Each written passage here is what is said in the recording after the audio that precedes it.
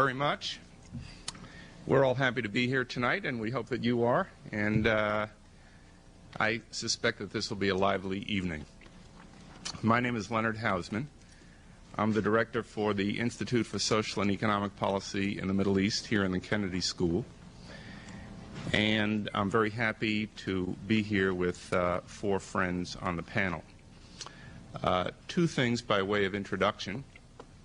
As some of you know, this is the second in a series of panels that the Kennedy School will be holding on the Gulf War.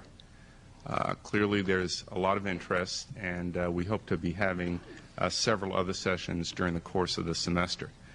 The second thing is that there are microphones on the side, and those of you wishing to address questions to us or to make comments about what we say, please come down to the microphone so that we'll be able to record for posterity your interesting questions and comments.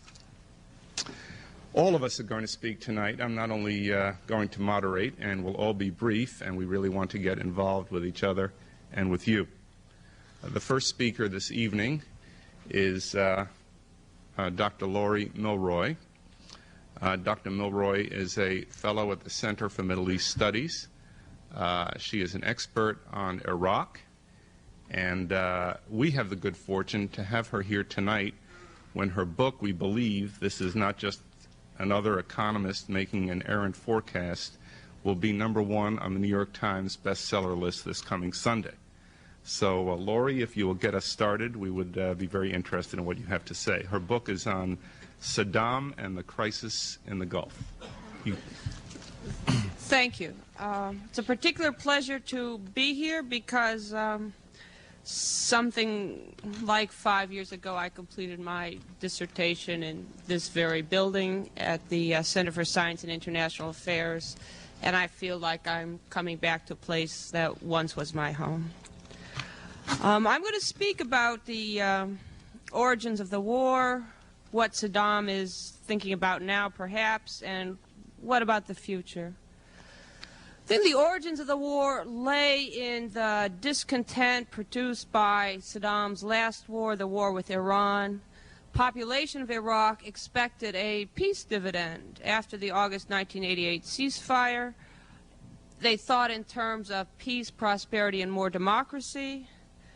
In the 2 years after the war, that was not forthcoming in any meaningful way. It seems that Saddam Hussein, who understood the population's longing for better things, became scared by the fall of the Eastern European governments, particularly the fall of Nicolae Ceausescu in Romania, which occurred only about a year ago at the end of 1989. And he seemed to have realized that the same thing could happen in Iraq. After that, and beginning in February 1990, it seems he began to act on plans to either extort huge sums of money from Kuwait or to invade the Sheikhdom. And at that time, he began in public to raise tensions with the U.S. and Israel, calling for the U.S. Navy to get out of the Persian Gulf and for Arabs to liberate Jerusalem, neither of which he had really been saying for a long time. That was his public stance. In private, he advised other Arab leaders, go tell them in Saudi Arabia and the Gulf that I need $30 billion in fresh money, and if they don't give it to me, I'll know how to take it. That's what he said in February to the president of Egypt, Yemen, and the king of Jordan, and that's in fact what he did 6 months later. Now it seems that Saddam didn't expect the reaction that followed. There was no foregone conclusion that the United States would respond as it did, nor even that Saudi Arabia would have invited in American troops. Either in Saudi Arabia or in the United States, the decision could have gone differently. Still, even if Saddam did not expect a war as a result of the invasion of Kuwait, he has had a strategy, and he's not bluffing. That strategy seems to be to absorb the Allied airstrikes. He knows the conventional wisdom that air power never won a war.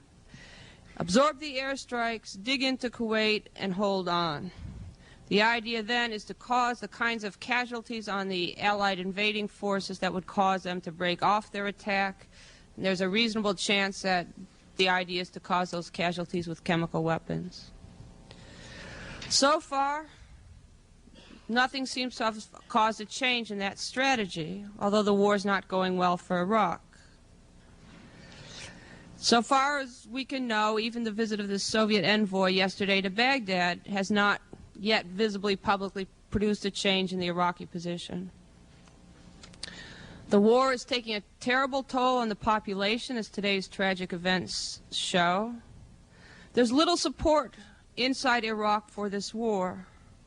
The more astute journalists who ask the right questions report that the Iraqi population considers this to be Saddam's war. They don't want to fight it, but they're terrified of the regime.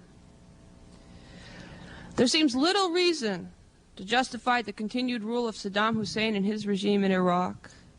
It's hated by its own population, and by now it has attacked four neighboring or near neighboring states. What should come next? Well, perhaps it's time to think of a democratic constitutional regime for a country like Iraq. Population wants it, or significant elements. It sounds strange at first because there's no such government in the Middle East, but I don't think impossible.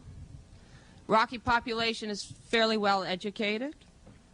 Let me sketch a scenario which, while optimistic, is I think not impossible, and implies or suggests what the aspirations might be both of the population of Iraq and the international community.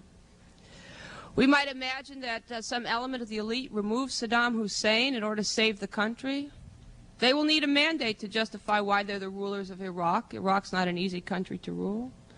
If they were there explicitly as a transitional regime to maintain order and establish a constitutional rule, that would provide them a mandate. UN resolutions could be crafted, the name of a democratic government for Iraq, to provide the international economic aid, the international recognition to a government which will badly need it. That's the kind of scenario that seems to me might serve as a goal or a model, sort of remotely possible, for what everyone, both inside Iraq and outside, might look to as possibilities for the future of Iraq. Thank you.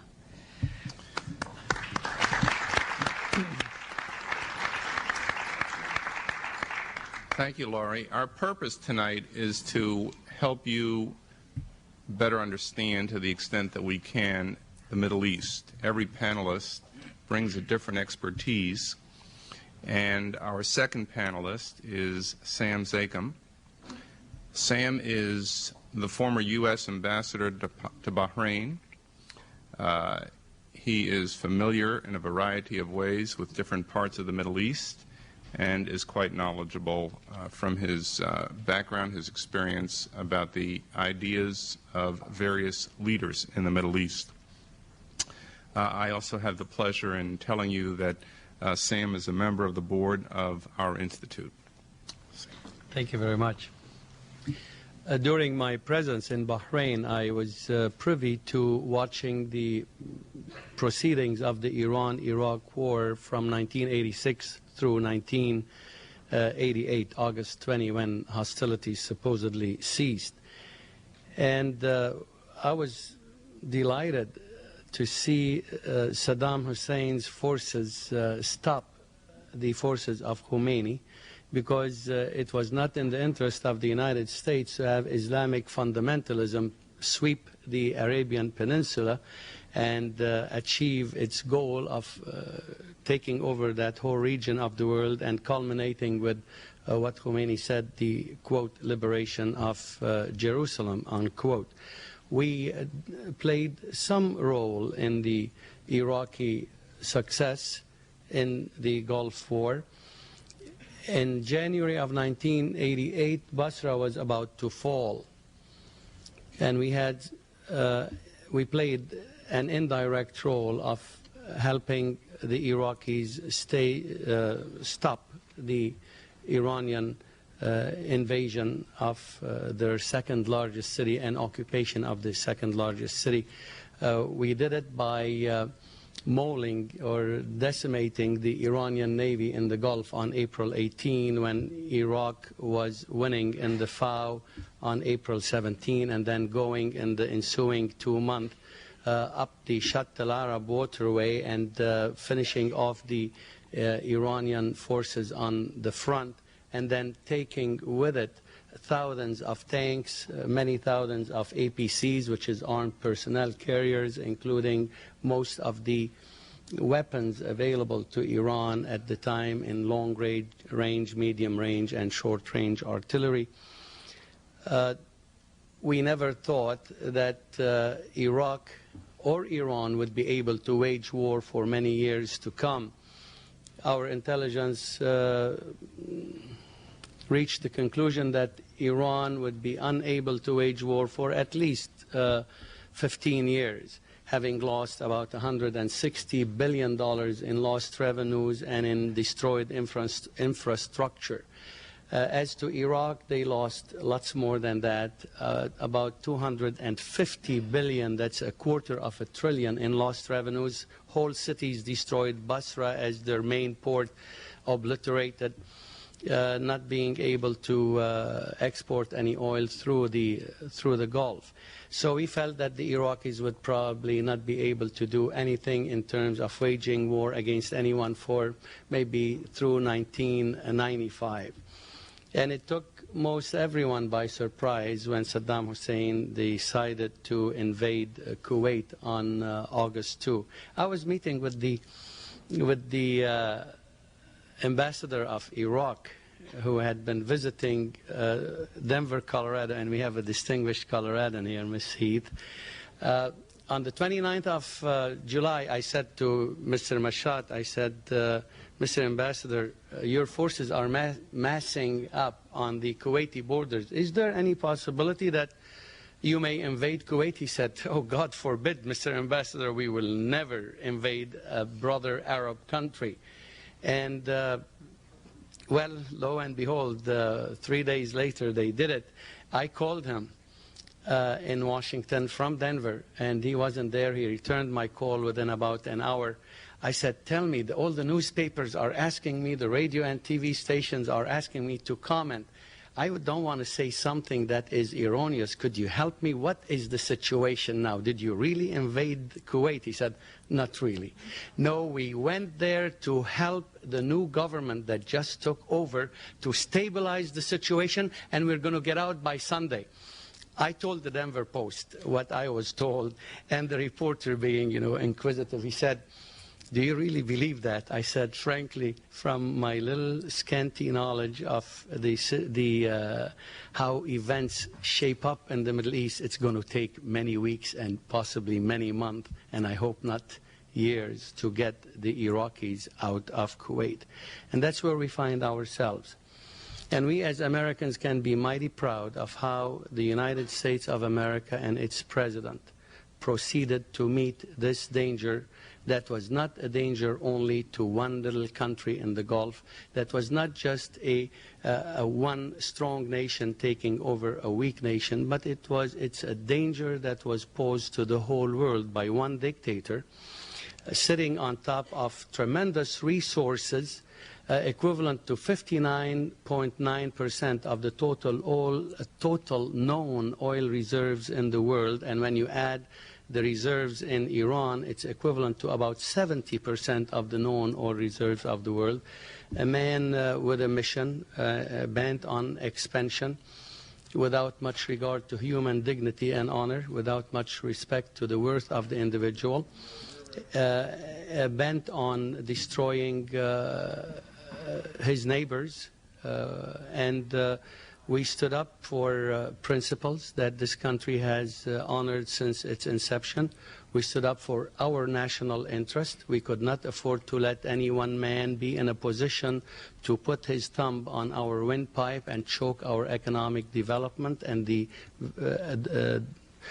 he posed a tremendous threat to the very way of life in this country, not to speak about our allies and the economic stability of the whole world. So the President acted carefully and prudently with measured steps, got the whole community of nations on our side, got the whole, a majority of the Arab League on our side, and never in the history of man has there ever been such a unanimity in opposing the threat from any dictator, from even before Hitler till now, that the whole world got united under the leadership of the United States. And had it not been for us, frankly, I think that Mr. Hussein would have finished off Kuwait, and no sooner would he have taken over Saudi Arabia and the rest of the Arab Gulf states, and we would have been in a mess trying to defend our interests and our allies in the region. So what is going on now may be the salvation of the Iraqi people, and not just the salvation and the freeing of Kuwait, because as the professor said, the people, there is no linkage between the people and Saddam Hussein, and we may be doing a favor and a service to the decent people of Iraq by getting him out. And it will be a favor to the whole world, as a matter of fact, and that's why 28 other nations are fighting alongside the brave young men and women of Operation Desert Storm, and 30 other nations are supporting our country with material and other kind of assistance. And I'll be happy later on to answer your questions. Thank you, Sam.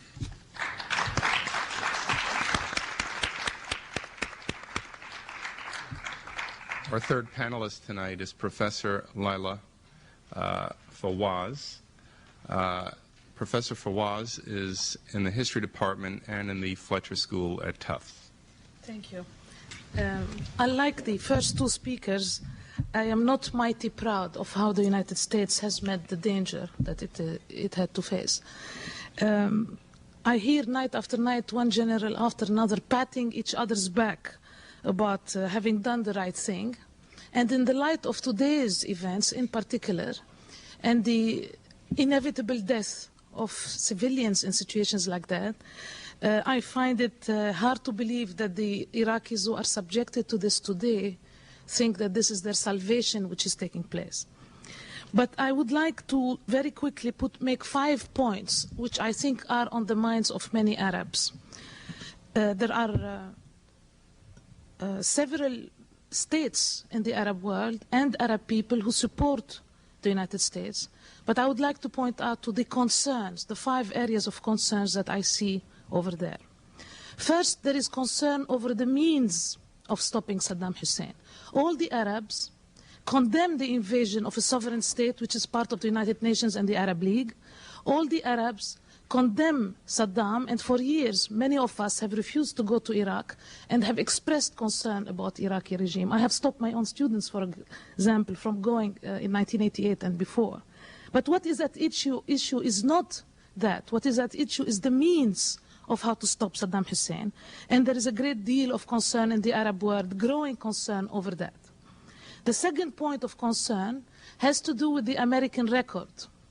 The American credibility record in the Middle East that goes back at least 4 to 5 decades, and which I could spend a whole hour on. I don't need to, this audience, express more than that.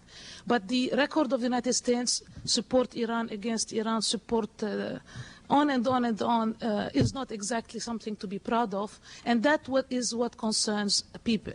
To take only the case of Saddam, he was the beloved ally of the United States up to this war. So that is an example of what happens. The third area of concern has to do with the goals of this war. Many Arabs are concerned about that. At the beginning it was said that the war was to change a way of life, to save the American way of life, to save American jobs. And then the administration said that it was to defend Saudi Arabia. And then it was to liberate Kuwait. And many Arabs are concerned that perhaps the real aim is to destroy the infrastructure of Iraq and take it back to the 1920s. Another area of concern has to do with the outcome of the war. It is well known that the more you humiliate your enemy, the harder it is to make peace with the enemy afterwards. And if Sadat was able to go to Jerusalem, it is because he saved face in 1973. And so there is a lot of concern in the Arab world that, of course, the United States will win. After all, it is the superpower of the day. But that the way it will win will determine the rest of the peace process afterwards. And finally, there is concern over the double standards of the United States. After all, the Kurds have suffered a great deal in Iraq, and the United States looked the other way. The Iraqis have suffered a great deal, and the United States looked the other way. As Dr. Milroy said, there are no democratic regimes in the Arab world, but this did not stop the United States from making extraordinary alliances with Iraq and other undemocratic regimes in the Middle East. And so, when people talk all day long about surgical strike and collateral damage, there are many, many Arabs who are concerned about the human beings that are being killed, both American and Arab. And so for these reasons, there is much concern in the Arab world. Thank you.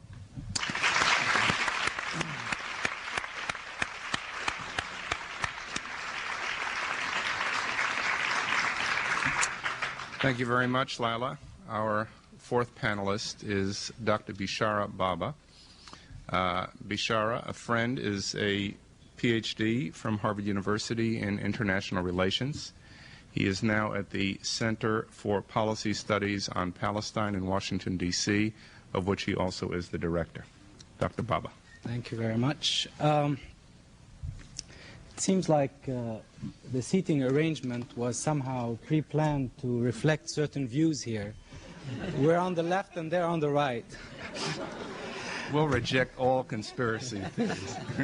The facts speak for themselves. My presentation is in many ways very similar to my colleague Laila, with somehow some different emphases on certain points. I would like to start by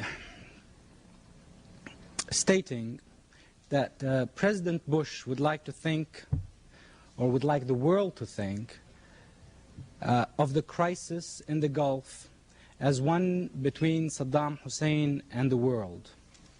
And he would also like to characterize the ongoing war as one between good and evil, between lawlessness and a new world order.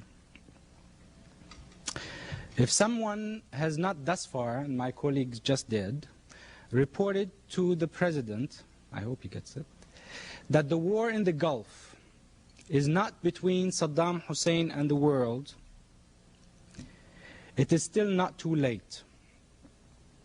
There are many people in the world, entire nations, that side with Iraq. And I will attempt now to briefly present why these people side with Iraq. I would first of all like to clarify that it is a serious error to translate support for Iraq as an endorsement of Iraq's invasion of Kuwait. Aside from Iraq itself, I do not know of a single nation that supports Iraqi invasion and annexation of Kuwait. Secondly, within the Arab world, there are many countries who currently support Iraq.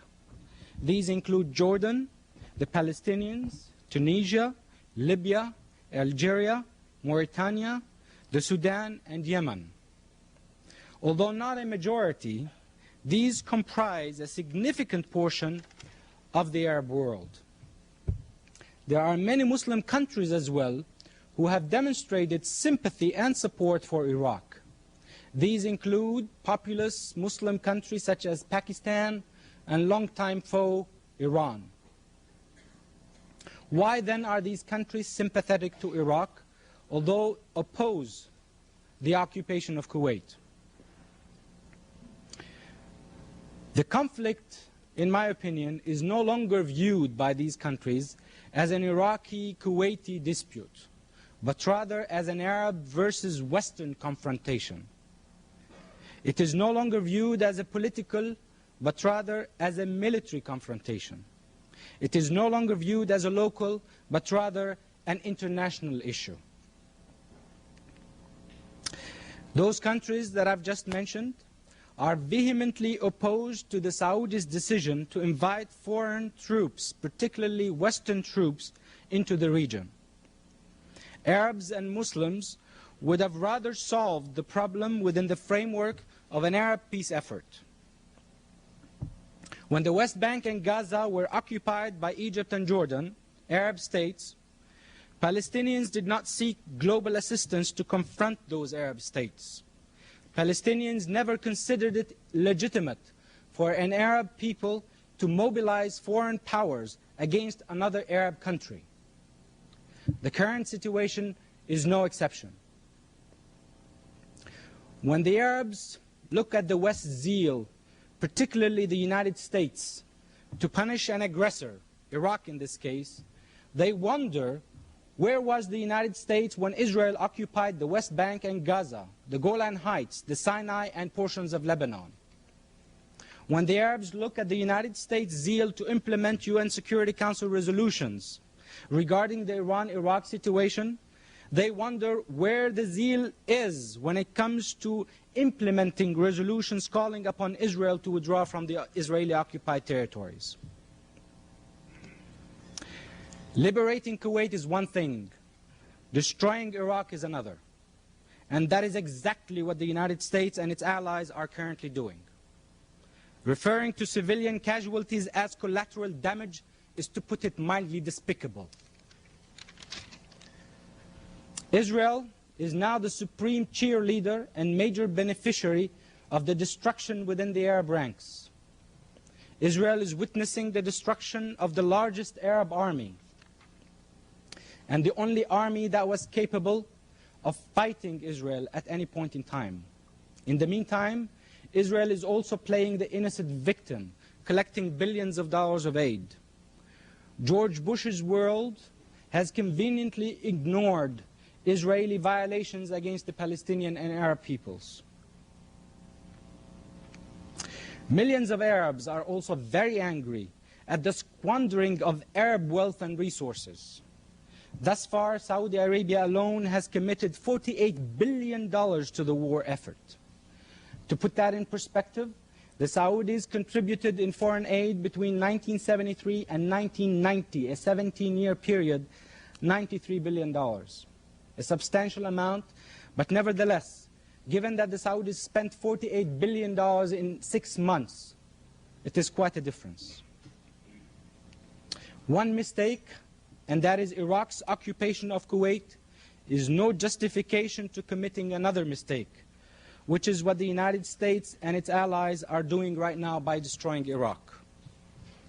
If teaching Iraq a lesson is intended to show the world that the United States is serious about the New World Order, my guess is that this onslaught against an Arab and a Muslim nation will transform the Middle East in such a dramatic way and to the detriment of U.S. interests that when the dust settles, there will likely be a new Middle East order, quite different from anything that George Bush would have hoped to see. Thank you.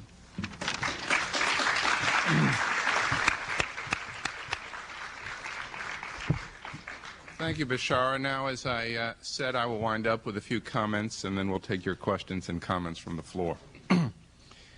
Heather Campion is the director at the Kennedy School of the Forum, and she's a forceful person.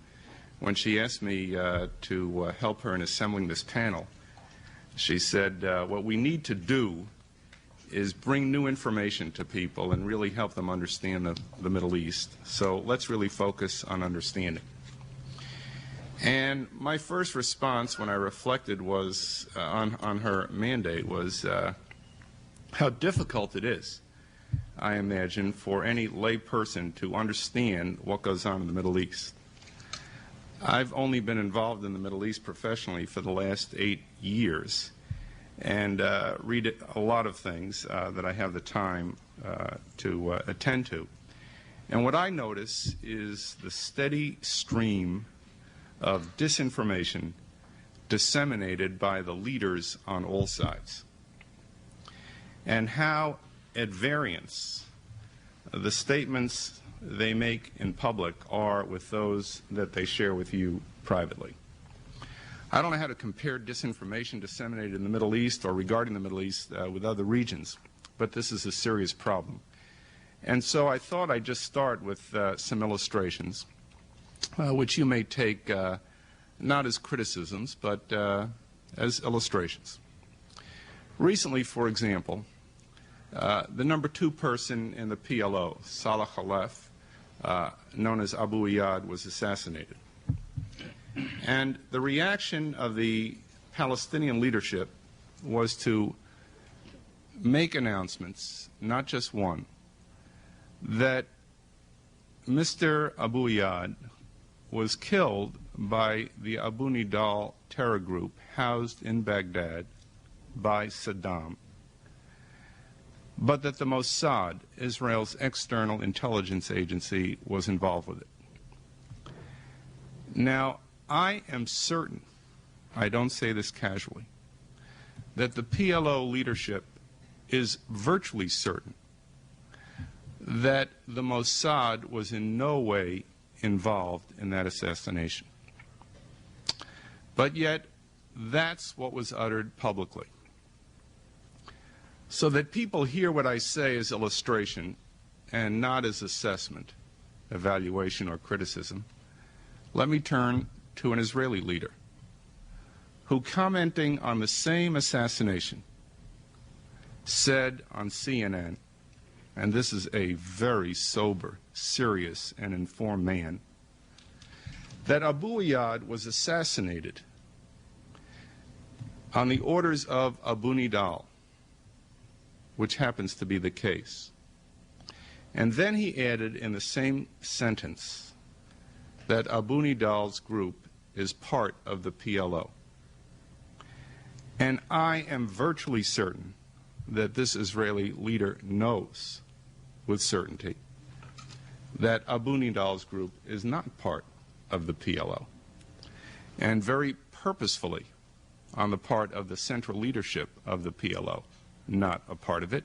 As a matter of fact, one of the 2 reasons that Abu Iyad was assassinated was that he was responsible for the suppression of Abu Nidal's group in the refugee camps during 1990 in Beirut.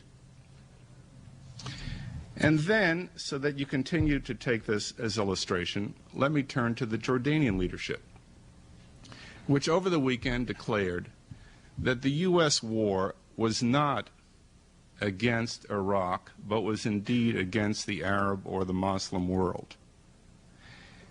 And I am virtually certain, having been there just a few weeks ago in Amman and having spoken to several business and government leaders, that they understand that the primary purpose of America's involvement in the war is to eliminate Iraq as a regional threat. And so my first response to Heather, and the first thing that I want to say to you tonight, is, oh my God, how difficult it is when leaders in the Middle East, and if I had the time I'd go on, leaders in the United States are telling you all the time, not necessarily maliciously, but purposefully, things that they know are at variance with the facts. It's not easy to get to understand the Middle East. I don't know that I do. I happen to be an economist, not a political scientist, and my business, I state this openly, because it may bias what I say, is peace. It's to get together Palestinians and Jordanians and Israelis primarily through research and education, and more broadly, if possible, Arabs and Israelis. That work necessitates my roaming around in the Middle East and in Europe and in the United States, and in meeting with, and doing that, various Arab and Jewish, including Israeli, elites, business, academic, and government. And I thought that I would just share with you in the few minutes that I know I have to allot to myself just a couple of things that I know from those elites. Number one, I believe that until the early part of 1990, it was an important objective of the leaderships there to pursue peace. I think that once you go around in the Middle East, you get to understand that perhaps the most serious problem is the distrust, the deep distrust that each side that has for the other. Let me give you a couple of illustrations. I was in Damascus for dinner with the Minister of Economics, on the evening of December 24th, just a few weeks ago. And he said to me, riding around in his car, "Professor, I worry that if the war opens after January 15th, that an attack by Iraq on Israel will be used as a pretext by Israel for attacking Syria." This man is educated, moderate, peace-minded, and reasonable. And he said what he said to me with all honesty. He really feared that. And I think we can see by events, without regard to what our view is of Israel or its motivation, that he had a view that was just quite far from what the prospects really were, but I think it was a genuinely held fear. We had a meeting here at the Kennedy School shortly before that, at the request of Saudi business people, with Jewish leaders in the Boston area. One of those people, early on in the meeting, said, "You Americans are our allies, but we hope, and what we really fear, is that the reason that you're in this war is to make Iraq a parking lot for Israeli expansion." That man said that genuinely. I don't think that the chances of our getting into the war for that purpose are at all positive. It had nothing to do with Israeli expansion. And I could go on indicating to you or illustrating Israeli fears, Jordanian fears, Palestinian fears. Those dominate the thinking of the two sides. I think that if the parties could surmount the fears, one of the interesting things is that so many of the elites really want to approach each other. But it's extremely difficult in the environment, for a variety of reasons, to do that. I think, for example, contrary to what some of you may believe, that the PLO leadership genuinely was pursuing peace on reasonable terms through the early part of 1990. And contrary to what many of you think, the Shamir government, not necessarily this or that individual, including some prominent ministers from the Likud party, seriously wanted to go to Cairo to meet with the Palestinians on the Baker Plan. If we mention the names, I'm sure that they would surprise you. So there's a lot of mistrust and a lot of inaccuracy. Now I think that Saddam's war, and I'll conclude with this, has made the approach to peace, if we want to understand the Middle East, much more difficult. The Israeli public, which counts for a lot, having been frightened by the Scuds, is much more reluctant now. It will be much more reticent now to approach the Arabs. I think that one of the consequences of what Saddam has done is to leave the Palestinian leadership in disarray. Saddam either permitted or ordered the assassination of the number 2 person in the PLO, and he did that because Mr. Abu Iyad was outspokenly against linkage. The number 2 person in the PLO was against linkage, and he saw that the Palestinian cause would be damaged, if not go down, with that of Iraq, and he opposed it strongly. And I believe that Mr. Abu Iyad, based on what I've told, also saw the economic damage.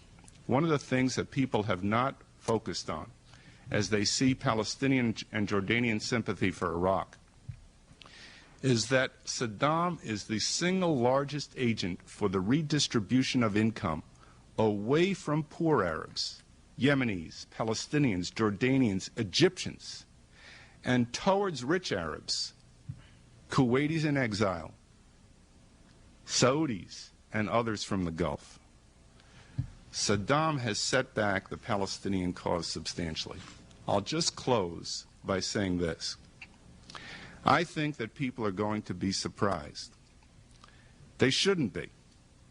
President Bush, to the consternation of many Israeli leaders, not all, was pushing very hard for peace in 1989 and early 1990.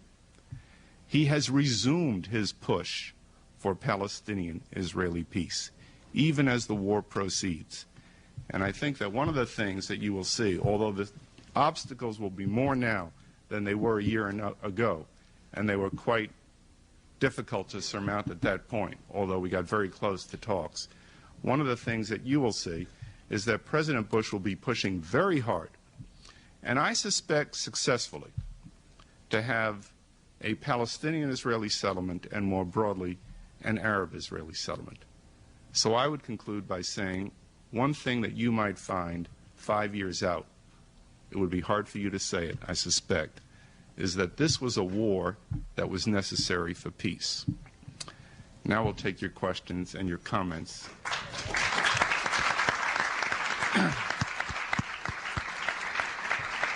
And as variety has come out here, we certainly hope it will come out in the audience. Who would like to go first? Yes.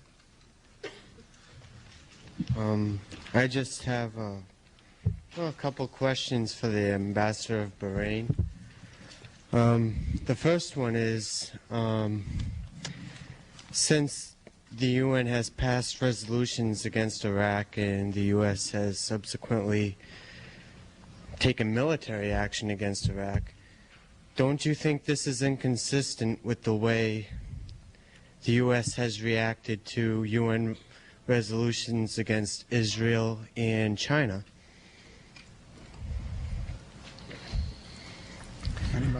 Well, this one was a naked and unprovoked aggression by one sovereign member of the United Nations against another. In Resolution 242 on Palestine, the Palestinians did not accept it. The Arabs did not accept it. So those who were concerned did not accept Resolution 242 and 338. Now they accept it, but it's a bit too late. Or the original resolution for partition was 181, which would have given half of, I'm not telling you it was right or wrong, but 181 in 1948 would have given half of Palestine to the Israelis and half to the Palestinians. And that wasn't accepted either. So during the war that ensued, Israel not only took the whole of Palestine, but actually took a bit more, and then in 67 provoked. They almost quadrupled their size. In 73 provoked. This attack, this invasion of Kuwait was unprovoked and a naked aggression. And according to Article 52 of the United Nations, every member state has a responsibility to defend itself and to ask other member states who also have an obligation to come and assist a member state of the United Nations. But what about China's aggression against Tibet? That was unprovoked. And well, sovereign nations choose according to their capabilities and the limitations of their powers, and they choose where to be involved. In this instance, our national interest, and to a certain degree our national survival, was a bit at stake, and it was in a place where we were capable to act, in a place where we could bring our assets to bear and our power to bear on the aggressor. I don't know how well we could have fought a war against China and Tibet. It would have been logistically a bit hard. I think you would agree with me. so we can go after the weaker guy. Pardon? So we can go after the weaker guy, just ignore the bigger bull. No, there are limitations to your capabilities. If you take on more than you can chew, you can choke. Go ahead. I just want to make a comment here. It's interesting that Dr. Hausman's wonderful comments were to help us understand the Persian Gulf War. And they had to do with Palestinians and Israelis. The first question of a Persian Gulf panel had to do partly with the Arab-Israeli conflict. So if we here cannot stop a linkage, how do you expect the man on the street in Jordan or Egypt not to make a linkage? I'm here to help you understand the Arab view. That's why I'm putting in this word. Thank you. Next question. Yes, sir. As I was sitting and listening to Dr. Baba speak, I saw you the other day on C-SPAN. I didn't agree with you then, and unfortunately I don't agree with you now. Thank you. Nicely put. Dr. Fawaz, I had the pleasure of attending one of your lectures when my children were attending Tufts. My wife and I enjoyed you then, and certainly enjoyed you listening now. Now you're going to leave out the three of us? Now, all that being said, today I understand that Hans-Dietrich Genscher made a statement. Apparently he had met with some people from Syria, and there was a comment made, and unfortunately I didn't hear the whole statement, but there was something said that upon the conclusion of the Persian Gulf War, that there was a possibility that Syria would initiate talks or start willingly to make talks or start talks with Israel about starting peace. 242 and 338, which Dr. Baba referred to, which they now embrace, also declare as part of it says that the Arab states will make peace with Israel and will exchange ambassadors and will do all the things to normalize relations. Those things were not said, but they are certainly part of those UN resolutions. What do you think will be the prospects for peace after the war between Israel and Syria, and Israel and Saudi Arabia and Kuwait, now that the United States has formed new alliances with these countries in the Persian Gulf War, and the United States perhaps can put more pressure on these countries to sit down and talk with Israel directly? Israel does not want to sit down at an international conference, but wants to sit down and talk one by one to its Arab neighbors and get security so that then the Israeli-Palestinian problem can be solved. What do you think of the prospects of peace there? Dr. Milroy, I'd like you to comment on that first, if you would. Yeah, I heard that radio report in its entirety, so let me sort of give it to you as I remember it. It was that the West German foreign minister had met with the Syrian foreign minister, and afterwards the West German foreign minister said that Syria was prepared, I believe, to reach an agreement or a peace agreement with Israel, conditional on Israel's sort of recognizing, granting the Palestinians their rights of self-determination. And the Israeli response was cool towards that, and the Syrians had said nothing. It is my sincere hope that as a that before after this war was always my sincere hope that it was possible to reach an agreement between Israel, the Palestinians, and the Arab states involved. I always believed that it was not possible for the Israelis and Palestinians to reach an agreement alone, for two reasons.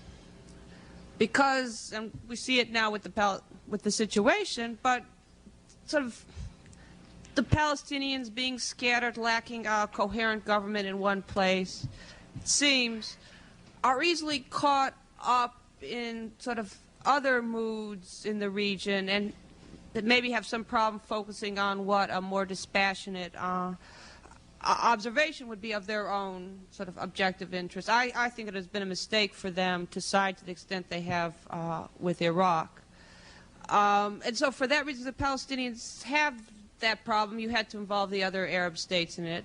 And also from an Israeli perspective, if Israel concedes territory to Palestinians, how does it make sense if both Syria and Iraq, the major states you're talking about, remain hostile and capable of a war against Israel? So one had to have the Arab states involved, and I hope that as a result of changes generally in the world, that becomes more possible. Let me also say this. The Palestinian issue is important, but there are other important issues in the Middle East. There are hundreds of millions of people there. And one important issue has to do with how governments relate to their peoples. I think that one of the major effects that we are going to see, at least in the eastern part of the Middle East, is questions raised about the nature of regimes and peoples and pressures for more of a popular participation in government. I think that'll be true in Kuwait. I think that'll be true in Iraq, no matter what happens. And sort of questions like the future of Kuwait and the future of Iraq shouldn't be dropped in a preoccupation with the Palestinian issue, which, to my mind, that preoccupation which Professor Fawaz remarked upon might not be there if it were not for the fact that one has somehow Israel against Arabs, but somehow there's this toleration of Arabs and Arabs fighting one another, and is that somehow a kind of reverse form of racism in a strange kind of way?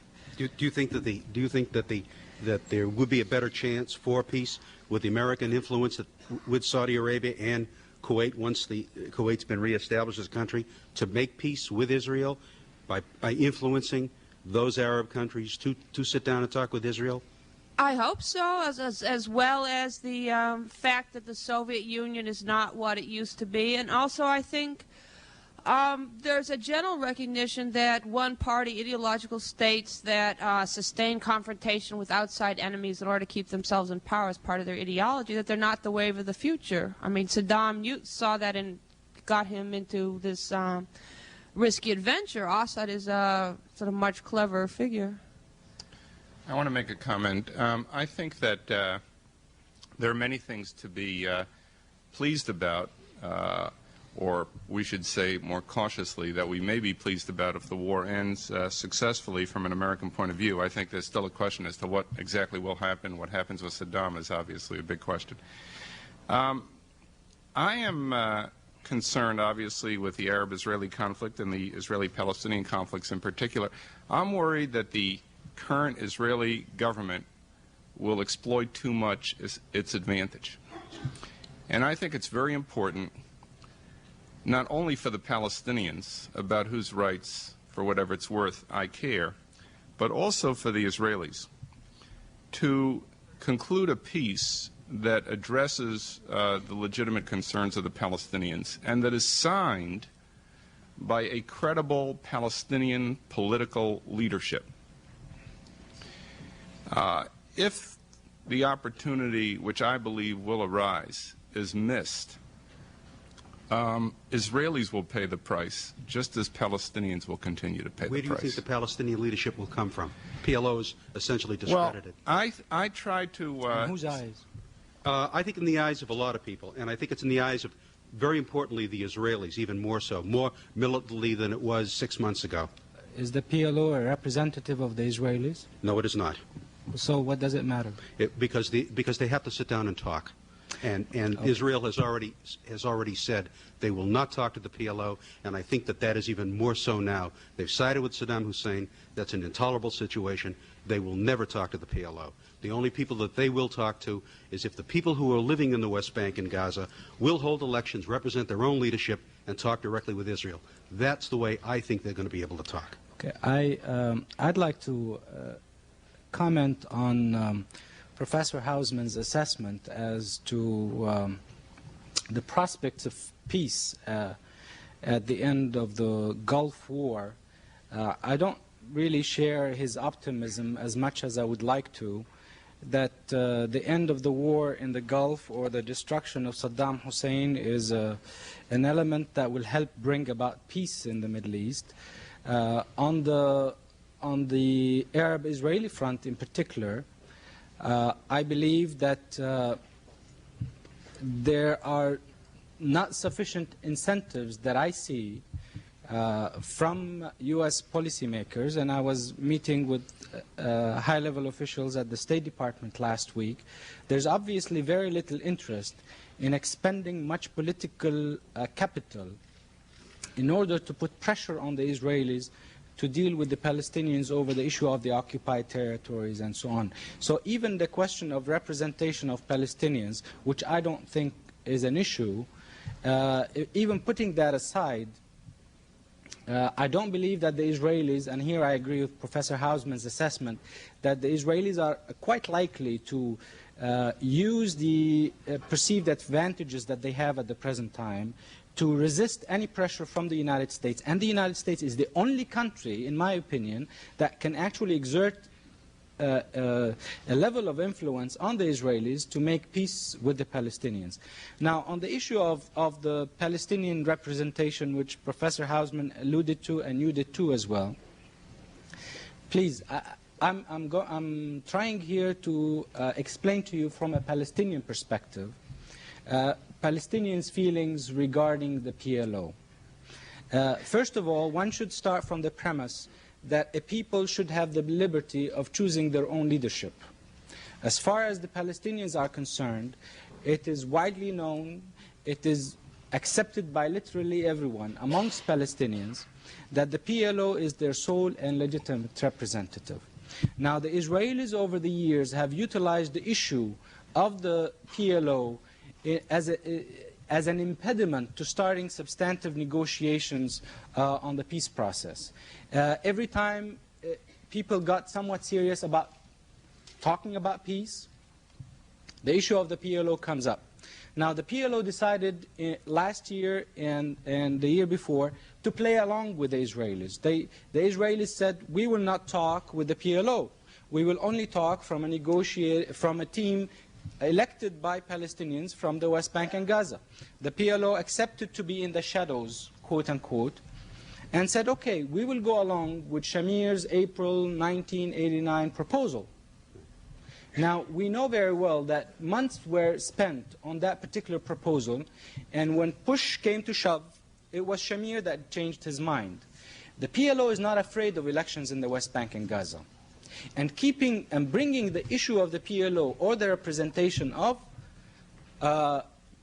Palestinians or amongst Palestinians, I don't think serves any purpose. If the PLO is horrible, then it is up to the Palestinians to say to the PLO goodbye. If the PLO is not doing its job, it is up to the Palestinians to do that. And if the Palestinians don't do anything about it, then the Palestinians deserve the PLO. So the issue of PLO representation, I believe, is simply a diversionary tactic not to talk about substantive issues. Now, the key here, do we support the right of self-determination of people? Are Palestinian human beings or not? Do they have a political right to have their own homeland, to have their own representatives, to hold their own passports or not? Now, if they do, then it is obvious, then something has to be done about it. And to answer something that you had alluded to earlier, I can assure you that Palestinians have reached a stage where whereby they are willing to accept Israel and live side by it. In 1988, when the Palestine National Council passed its resolution accepting Israel's right to exist, that was not a ploy. The PLO meant it, and the Palestinian people as a whole meant it as well. And I just wish that the Israelis, I can understand their apprehensions and so on, maybe with some form of international guarantees, which the Palestinians are willing to accept, would give peace a chance, which they have not been doing. I wish I had more time to talk to you. I don't want to dominate the... Thank you. Sam, you want to make a comment? Yeah, I just want to comment. I like what Dr. Baba had just said, because frankly, from my vantage point, going to my host government and giving the marches about Arafat's acceptance of Israel, he really was not met halfway. And I am very sad that beautiful chance for peace was not picked up by the Israelis, and the ball did not start rolling where it was in their court. It took courage, and I never thought I would be too charitable to Yasser Arafat. I don't have too much lost love for the man, I have to tell you my personal feeling, but it took courage and guts to stand against George Habash and Abu Musa and Abu Abbas and Abu Nidal and take a chance for peace. He went so far, and he was met with open contempt, as Saddam Hussein has met every effort for peace on our part with open contempt. Let me, though, respond to your first question, if I may, and without mentioning names, but top government leaders I have spoken with recently in the Gulf.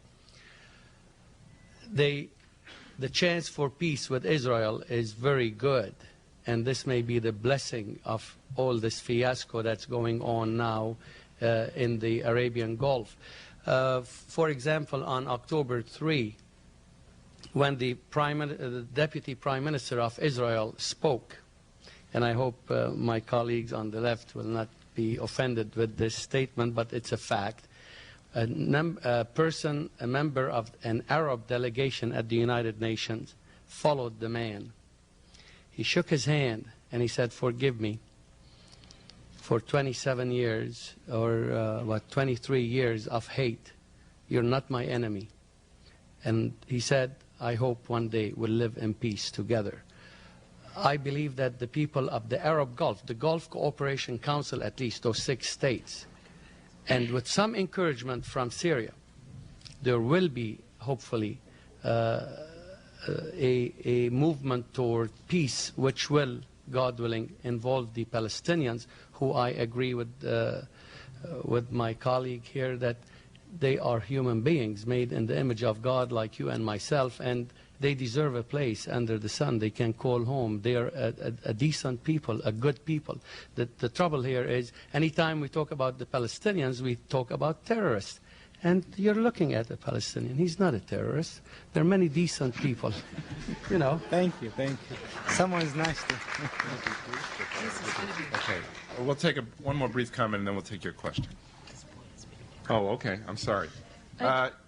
Yes, okay. You've been standing there patiently, and I've been looking to the right. I forgive you. We can live in peace.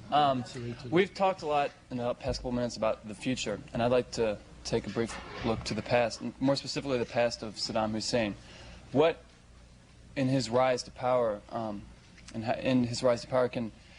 is there something that can shed light on what he might do in the future as to how he rose to power and his future moves over the next couple of months?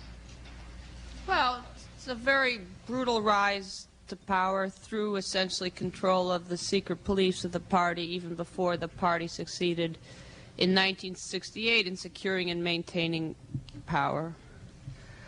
The sort of past record of Saddam is to suggest that he's willing to go to great lengths, any lengths, for his own survival, which is what's at stake. Does this distinguish him from other rulers in the Middle East? Well, no, and yes, it was remarked at dinner that Hafez al-Assad is not a lot different. I agree. I think Assad is smarter, more flexible, but not in his essence different. I would suggest that he's not a man to be underestimated, and this, in terms of his cunning, his intelligence, his control over his own self, and he's willing to sort of put his country through tremendous amounts of pain and punishment. There seems to be, Rousseau talked about man in the state of nature having pity in this uncorrupted state, and Saddam seems to have, in Rousseau's terms, no pity, in the language of a modern psychiatrist, no conscience. So I guess one could say he might do anything. Yes. Okay, my comment is specifically to Mr. Zakim and Mr. Hausman. I think you mentioned something about someone saying that a motive of the war was turning Iraq into a parking lot for Israeli purposes. I'm a little baffled at, I understand the motives that you're all talking about. I'm a little baffled at the how devastated Iraq will be after this war. I mean, we're told on the news that, you know, the president says the motive of the war is to get Iraq out of Kuwait, and then we see all these pictures of and hear about these 60,000 bombing missions in Iraq. It'll probably look worse than a parking lot. And I'm wondering why, Mr. Zakim and Mr. Hausman, you seem to see this war as justified, at least in the long run. That will probably more be beneficial for peace. I'm wondering how you justify this destruction, which I don't really understand, of Iraq. It doesn't seem to be helping them get out of Kuwait, but just destroying Iraq. And I address that to you and anyone else who can shed some light on that for me. Well, the question that should be asked is who started the war and who invited this devastation, which I really didn't want to happen. I testified to at the Senate Foreign Relations Committee and mentioned to those noble congressmen and senators that Saddam Hussein has different values from what we have. I told them he may very well misunderstand the open discussion, the right to dissent, the right to disagree, the right to criticize in our system, thinking that it is a lack of unity and divisiveness in our country, and that it would encourage his intransigence and may lead to war. That he would feel that, okay, during Vietnam, he would let the memory of Vietnam blur his vision of America's today and the leadership of America today and the kind of cohesion we have in this country today. And frankly, it may have this divisiveness in the debate in Congress just prior to the involvement of our military forces over Iraq may have helped him make the wrong decision. Now, we did not start the war. He started the war on August 2. And he had 5.5 months to respond to requests by the United Nations to get out peacefully. And he failed to do so. There were 12 resolutions culminating in Resolution 678, which empowered the members of the United Nations, the coalition, to take action. The Congress of the United States also voted for that action. I would have rather been satisfied with a surgical strike and having him get out of Kuwait. He still has a chance to get out of Kuwait. This question should be asked of Saddam Hussein, who, as Dr. Melroy says, he is set on a suicide mission to destroy his nation and in hope of saving himself. This inordinate self-esteem is destroying his country. We cannot, when you go to war to win. You don't go to war and replay Vietnam and put your hands behind your back and play catch and seek or hide and seek or mouse and cat with as we did with the Viet Cong. Well, I understand. The sooner he gets out, the sooner he will save what remains of his country. I and understand I'm very sad this. to say so, but that's the case. I understand that, and maybe this is a military question, but it still doesn't seem to jive with our intention of getting them out of Kuwait, the destruction of Iraq. I mean, maybe this is a misunderstanding on my part, or I just don't get it. May I comment? Please. I said in my few words that the primary objective of the U.S. is not to get Iraq out of Kuwait, but to eliminate Iraq as a regional threat. So I think that the answer to you is this. First of all, not too many human beings, some, but not too many, can witness the destruction of a country with joy. Not too many people can see the pain being experienced by the Iraqi people, who are as decent as any other people in the world. Not too many people can observe that very lightly, easily, be very comfortable about it. And I know some people, especially if they're Arabs, because they identify so much with the people, not with Saddam, take it very, very grievously. And I understand that. Okay? So I don't think that you should think that necessarily the American leadership approaches the matter lightly. But I think that they do understand that Iraq didn't amass all of these weapons. And I really should say Saddam. He didn't amass all of these weapons purposelessly. He was up to something. And the first thing that he was up to was garnering more wealth, liquidating his debt by taking over various parts of the Arab Gulf. He has no interest in Israel, and he has no interest in Palestine and the Palestinians. Now, my special interest, and I said this as I spoke, is that particular dispute. He permitted and probably ordered the execution of the one person in the Palestinian leadership who was really promoting peace with Israel and peace in the region, because it served his purpose. Incidentally, in the fall of '88, he supported the PLO's move to peace with Israel. He did with the Palestinians what he needed at the moment for his purposes. To answer your question and finish, the Palestinians have never been free to do what is in their interests. They're whipped around by one dictator after another in the Middle East. Assad, at some points, Saddam, the most recent. Okay?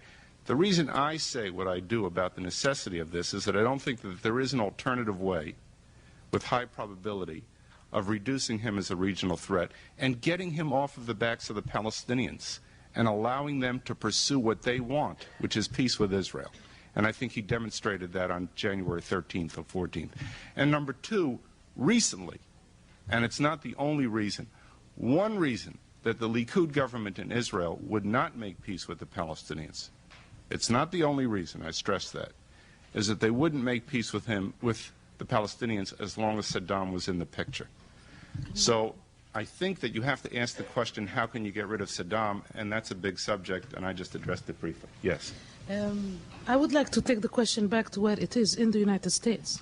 I mean, the question is about the U.S., and the answers have only been about Saddam.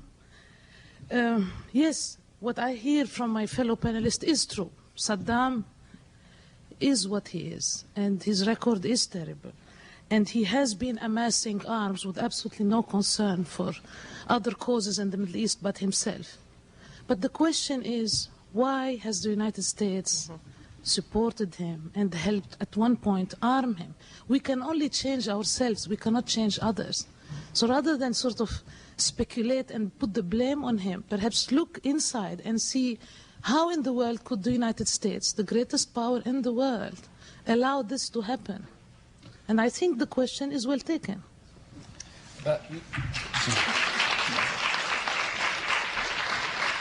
Let me also add something to Professor Hausman's statement, and that is, I was reviewing this afternoon the UN Security Council resolutions pertaining to the crisis in the Gulf, and I do not see anything in there about getting rid of Iraq's infrastructure.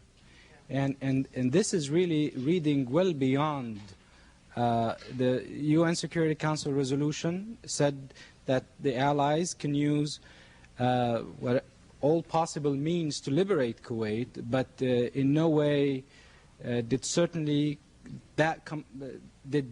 the notion of destroying Iraq come across, for example, the Soviet Union's mind. I mean, the Soviet Union right now is fairly outraged because it is obvious that the intention is to really change the balance of power in the Middle East by obliterating an Arab country. But my concern, aside from the infrastructure and the building, is really the people of Iraq. I mean, one mistake, which was the occupation of Kuwait, and it's a horrible mistake. An Arab country should have never, I mean, no country should allow one to occupy the other. But for the United States and the Allies to take the high moral ground and then commit another mistake against the people of Iraq is just incomprehensible to me. And no matter what the cause is, that is no justification for killing Iraqi women and children. And I know you would say, well, Saddam Hussein can stop it by withdrawing from Kuwait. And I believe that we have already seen signs of Saddam Hussein willing to deal. I mean, the Primakov trip to Baghdad and the statements I heard today that he was somewhat encouraged. In fact, the foreign minister of Iraq is going to Moscow on Sunday. And that is a very good sign. We should take that initiative and permit negotiations to take place. And I realize that what the United States wants is for Iraq to withdraw from Kuwait before talking about anything. But realistically, and knowing Saddam Hussein, I think he would rather see himself destroyed as well as Iraq destroyed. And if we are sane and claim to have the higher moral ground, we should allow for negotiations that is not compromising any principles, but rather that is trying to save Iraq as a nation from destruction. Sir. Yes, there's an argument that has gained currency on the left in this country that we will never know whether a negotiated solution to the Gulf crisis would have been possible because the United States refused to negotiate. Rather, it issued an ultimatum to Iraq to withdraw or face military attack. And that, in fact, Iraq had put out feelers very early on, after August 2nd, that negotiations might have been possible. My question to the panel is, could you please comment on this argument? And for those of you who agree with the argument, can you speculate as to why the U.S. Did refuse to negotiate?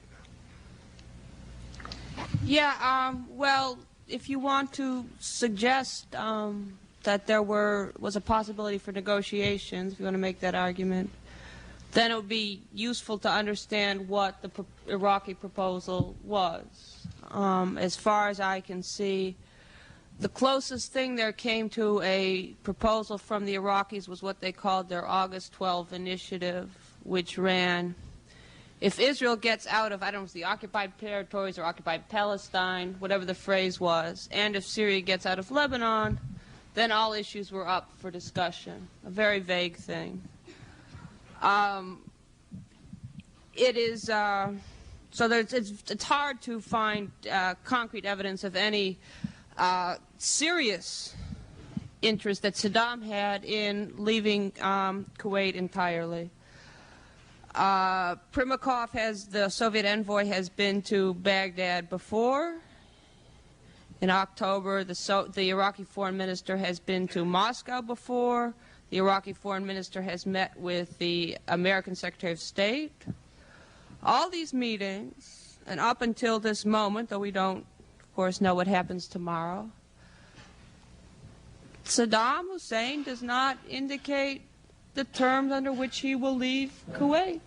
In fact, he didn't, in his radio announcement, mention the word Kuwait. Iraqi envoys since Christmas, they were called home for consultations on the Christmas holidays, have tried, when they can avoid it, not to mention the word Kuwait. Okay? So, you know, he doesn't even play it smart. I mean, there are ways that he could play on diplomatically the coalition. It's inherently a fragile coalition, and he could indicate a desire to leave under certain conditions. Those conditions could be debated. But so far, there isn't, he doesn't even state his conditions. So there's just not any evidence for that, though. In fact, sort of from some standpoint of reason, this whole thing is crazy and shouldn't have happened. Bishar, and if you can be brief now, all of us, because there are a few more questions. Bishar. The Arab peoples that have sort of sided with Iraq believe that more time should have been given in terms of allowing for an extended period of economic sanctions as well as military and other sanctions to work against Iraq. Now, to me, the way I would look at it is really in terms of options. We could have waited a few more months, and there was fear that the coalition might fracture at that point in time if you wait any longer. Or we could have gone to war as what has happened. I still maintain, despite the ambiguity of Saddam Hussein's August 12th initiative, that it is not too late, even today, to start negotiations with Saddam Hussein. However, in order to get Saddam Hussein on the negotiating table, and obviously it would not be from a weak position, given that the destruction that has been placed on Iraq, in order for Saddam Hussein to sit on the negotiating table, you cannot tell him, you have to withdraw first and then we will talk. No one is going, I mean, I don't see the disadvantages in saying, okay, let's sit down and find out if the guy's intentions are true or not. And the war could resume in a week. But not enough patience has been given to any peace process or peace prospects. Let me do this. We just have a few more minutes. If we could take the questions of the three of you and then try to respond to them. So let's get all of them at the same time. Yes. Well, my question has partly been answered, but I wanted to ask those, Ms. Fawaz and Mr. Baba, who are so angry about this war, what the world and the United States ought to have done instead, and if you might try to assess how you think that would have succeeded and what you mean by success in particular. Okay, just hold that and yes. It almost makes my question unnecessary, but I'd like to phrase it a little bit different. Have there been is this war, was it unavoidable? And has there been some mistakes at some point? And please, don't confine yourself to August the 2nd. And I'd like to term that to Professor Hausman or Professor Fawaz. Okay, and your questions? My question is of a completely different nature, and I don't intend to shift the focus from the central issue here that we were discussing. The aspect is, as an archaeologist and concerned architect, I am very much concerned about the damage that the war is incurring on the actually material culture of mankind which exists in Iraq, which is conceived of as the cradle of civilization, and with the bombing and destruction of some of the archaeological sites.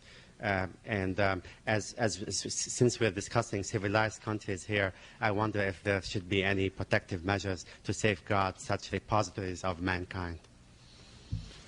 Okay. Go ahead. Why don't you and on the archaeological issue, it so happens that this morning I was dealing with this very same issue.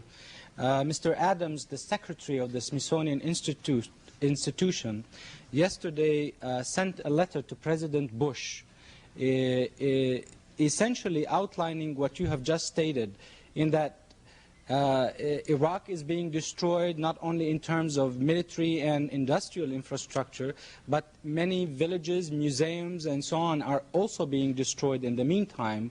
Hopefully the letter that was addressed by Mr. Adams to the President would, if the war is to continue, would make the Allies a little bit more conscious as to what they are hitting.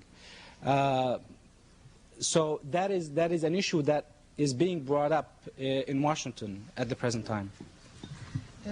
Saddam Hussein may be an old-fashioned territorial conqueror that could not have been stopped anyway. But to answer the three questions about the United States, I would like to bring back the conversation to the United States by drawing attention to the Bush letter to Saddam Hussein. And if you have read it, you decide whether it's a peace initiative, this letter. That's all. Where was it published? The Bush letter? Was withdrawn. I've seen it several. Come to see me after. I'll try to remember where. But definitely in the newspapers, in a Washington paper, and it's available. Yeah, it's very undiplomatic.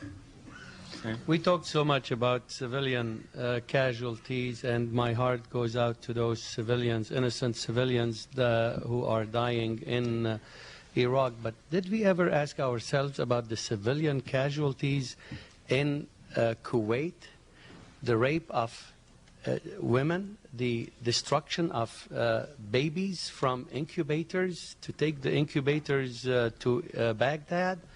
Aren't the Kuwaitis also human beings? Thousands of them were butchered by the invading Iraqi army. This should be a point of concern for us. And you know something, without divulging state secrets, it was the Arabs, Dr. Baba, it was the Arabs of the Gulf who were asking, when will you rid us of this menace? None of whom knew who was going to be next, believe it or not. Because the man was armed to the teeth. He pilfered the wealth of his nation, talking about a rich nation, rich in heritage, rich in culture, but rich in oil and rich in agriculture, rich in water resources. And water is more important than oil practically in the Middle East. So rich, yet so poor, because a leader has pilfered and destroyed the economy of his nation, gearing it all toward war. Let us not lose sight, be so close to the forest to see the trees. This man has been a menace to his people and to his neighbors. It's not against Iraq.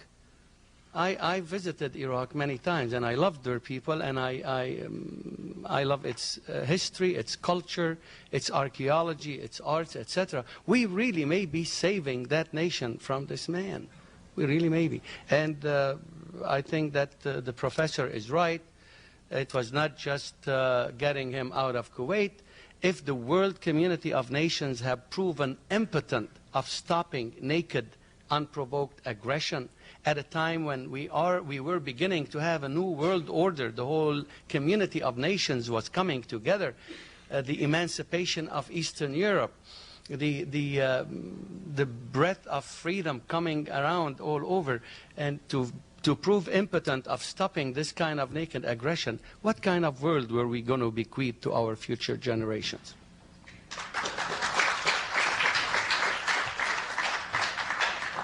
I guess I'd like to step back from immediate events and say something about the Middle East and its nature, and sort of the extent that Dr. Hausman suggested that this is what we wanted to understand.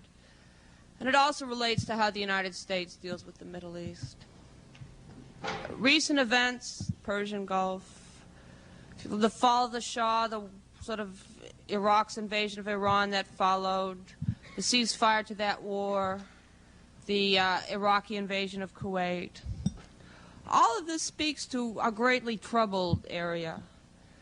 I would like to suggest that the greatest problem there, the most fundamental one, is how governments relate to their populations, and the fact that they are not democratically elected in an age when that is on some level recognized as the only legitimate form of their existing a government, creates problems. Now, in some ways, the Middle East that we see today is the heir to what the British set up, British and French, at the end of World War I. There was a charge of Arab nationalists that there was artificial divisions there designed to weaken the Arab nation. Now, I don't know whether those divisions in the countries, Iraq, Syria, Jordan, are artificial or not artificial or good or bad, but they exist and they've shown a kind of resilience. But the European powers also put in place internal political orders. And in some ways, Saddam Hussein is an heir to the military leaders in Iraq before him, who are an heir to the Sunni Arab administration that the British set up in 1920. It seems to me that those internal orders are under challenge, will be under challenge, are under challenge now, will be under challenge when this is all over.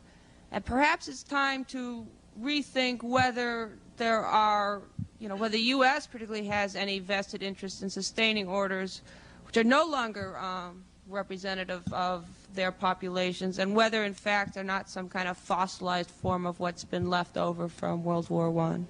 And were some more agreeable internal orders to be found which harmonize the government and the people, then I think we might start to see a sort of more stable and prosperous region.